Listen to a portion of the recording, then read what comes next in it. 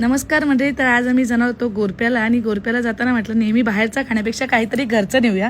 तर मी बनवायला घेतलं ही रेसिपी. नाव माहीत नाही, बघून घ्या. उकडलेले बटाटे, इकडे सगळ्या चिरलेले मिरची, कांदा, ढोबली मिरची, टमाटर, कोथिंबीर, पनीर, तिकडे ब्रेड क्रंच आहेत आणि इकडे आहे चीज आणि मस्त सगळे मसाले टाकून घेतले एकत्र.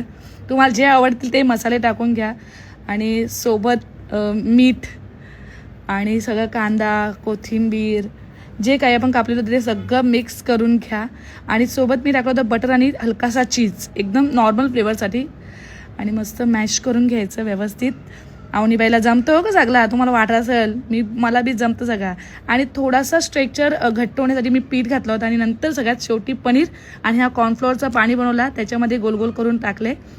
कॉर्नफ्लोअर म्हणजे मक्का पावडरने. आणि नंतर मी टाकले ह्याला ब्रेडच्या क्रंचमध्ये, काय बोलतात माहीत नाही मला. आणि असे बनवून घेतले रोल आणि मग ह्यांना फ्राय केले आपण मस्त.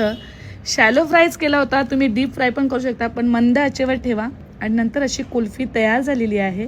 त्याला काय नाव देऊ तुम्ही सांगा. धन्यवाद. असा सगळ्यांनी एकदम आवडीने खाल्ला. असंच प्रेम राहू देत.